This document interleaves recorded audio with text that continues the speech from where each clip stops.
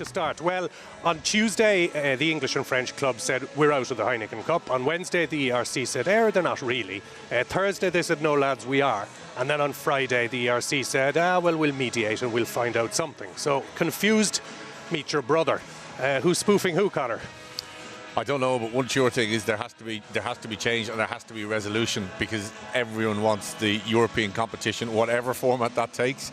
It has to be saved because it's the pinnacle. It's what everyone wants to play in. The massive games, whether it's us being beaten by Munster last year in the quarterfinals, you have great days, you have bad days, but it is the pinnacle of And is rugby. it for your supporters as well? Because you're the man to talk to about this. Yeah. I mean, for the average Harlequin supporter, would winning the Premiership mean more than winning Heineken Cup? Well, we haven't come close to it, so we'll be able to say that. Listen, it is the top. Everyone wants to be the best team in Europe. That's what you set out. That's what everyone's goal is to set out. First of all, you have to be your domestic champion, but then that's the ultimate holy grail, has been the Heineken Cup, which Leinster have done 3 times. But yeah, everyone wants it. You have great European days. For us, it would be Toulouse, it's Munster, it's Stade Francais, it's those sort of matches people want to be involved in. It has to be saved, and it will. I have no doubt it will be, because the will has to be there to do it. I think it's certainly the pinnacle of the game in Ireland, and I think, you know, what we're seeing is increasingly maybe less so in France, certainly, and I think in England as well, and if not with the supporters, and even if not with the players, then possibly with the CEOs of a big French and English side. No, I disagree with that. I mean, and this is where some of the things have to be taken into context. So last year we go into a competition, we play against Zebra, who win no games in 6, they get knocked out, they get 1.2 million in funding. Harlequins get 400,000. But your 400,000 came directly from the competition. Absolutely. Theirs comes via their union, I guess. But yeah, and that's how it's split out. But they're the little things. When people say people are commercially driven, they're the little things. When the accord was signed, absolutely, that's the way it worked. But now people are saying, is that right? Is that fair? So does there have to be change? Well, it doesn't seem to be. It seems to be fundamentally unfair if you look at that Zebra, and we all wish them well, but they haven't won a single match in any competition. Yeah, I mean, that is a major issue. Look, there's no question. Like all competitions, we're now into the 18th season of the Heineken Cup. There's no problem with tweaking the competition. Everybody accepts that Zebra, they've now played 30 competitive games and they haven't won one. Everybody accepts that is a major problem. But I think there's a bigger picture at stake here. There's the control and the leadership of the game. The problem for me is when all these multimillionaires and the guys with the money came in and they start backing the clubs, all of a sudden their modus operandi is different. They're motivated by the bottom line. Absolutely. But that genie is out of the bottle, John, so what do we do now? Well, it is, but you see, there's a broader case at stake here. The people who run the Heineken Cup at the moment, all competitions on the world stage are under the auspices of the IRB, and they must have the sanction of the individual unions.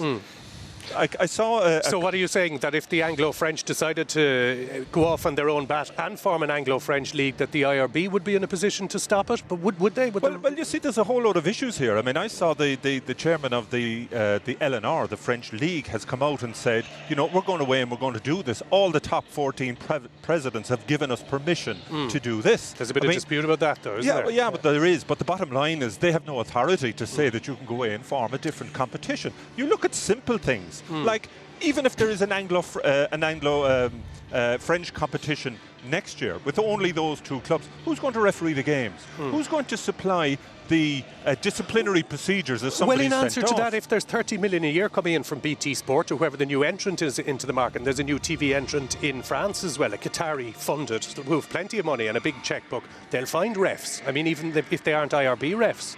There'll be a way around it. I'm fairly simple. I'm fairly simple about this, because I just can't understand.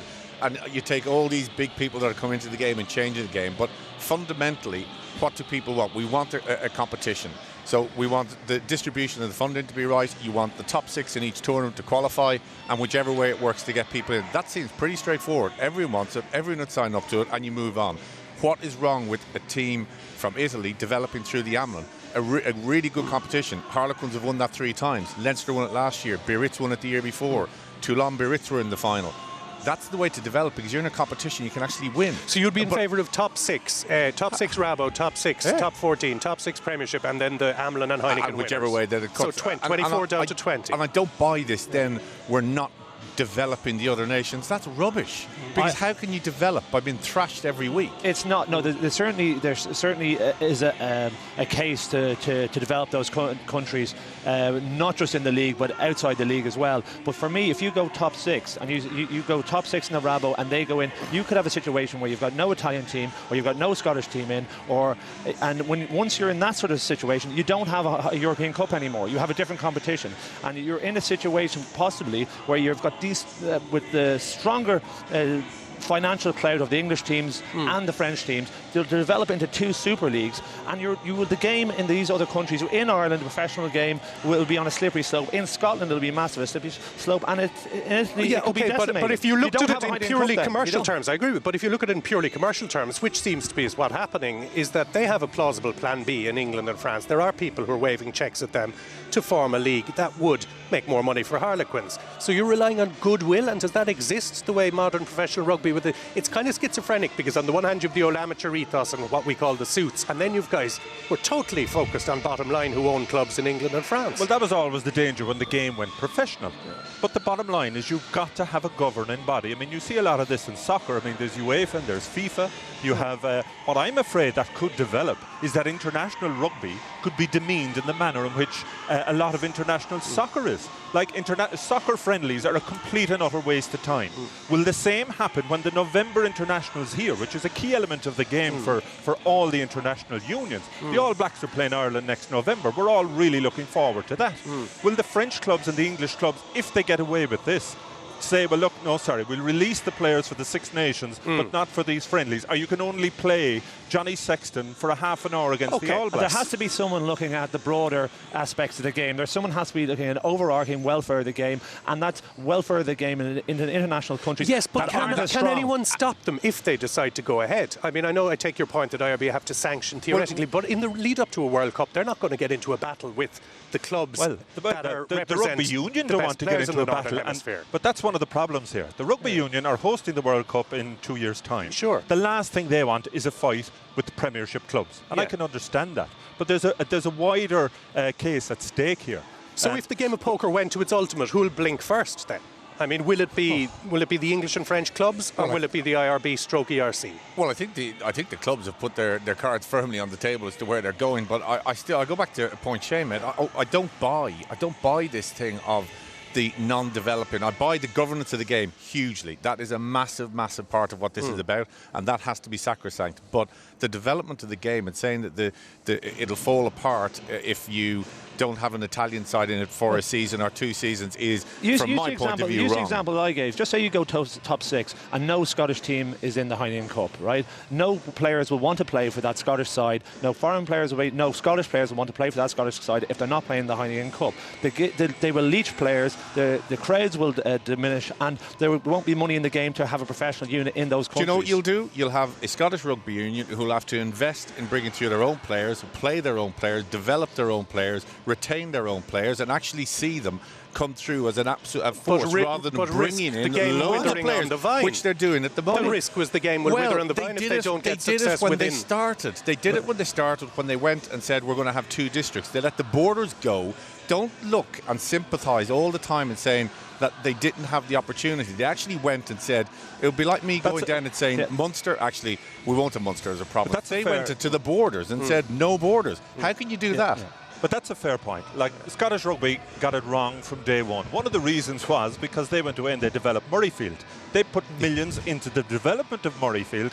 Rugby went professional, then they didn't have enough money to support the development of their provinces. And not having a borders is like having professional rugby in Ireland without Munster involved in it. Just ridiculous. But that's in the past. Yeah, we're in the situation we are now. We're in the situation we are now. There's an easy solution to it, in my view, in that that you can't expand the fixture list anymore, right? You're talking about 24 to 20 teams, but even if you keep 20 teams, they're talking about 5 pools of 4, so you're still going to have 6 pool games. If you keep the 24, let the French have their 7 teams, let the English have their 7 teams, let 7 teams come out of the rabble. the Rabo can ring fence that one of those teams has to be Scottish and one has to be Italian. So it's like everything else. There are solutions. Well, I'm going to ask you, usually we say the old predictions for matches, and we try not to get into the habit for that. This is the prediction now. Will there be a Heineken Cup next year, Donal? I'm going to ask all of you. I think there will. It mightn't be called Heineken Cup. It might be in a different format, and I have no issue with that. The worry I have is that the French and English clubs can afford to blink because of the domestic league and the strength of them, and more importantly, the financial backing they have through their TV deals. They can carry that for 2 or 3 years. We in Ireland can't carry that. Scotland certainly can't carry it. Okay. I think the danger. I think it's really constructive that they've gone into mediation. You'd have to say that it's a very constructive process to go into. Who the mediator will be, we don't know. But also, you wonder why it has been left to the last minute yet again in these situations. We knew this was coming down the track. June 2012. We knew it was coming down the track that long, and they go into mediation now when the guns are at the head, and that the guns are at the head, and the gun is cocked as well. You know what I mean? It's disappointing that these are that late. A Six Nations European club tournament next year? There will be a tournament, there's no doubt about that. I think it'll take some very big people to go into a room and actually put their egos to one side on all sides and solve this, rather than going in looking for a battle, and then we can do. I mean, Donal, you should actually go in and do it, because you can have a solution pretty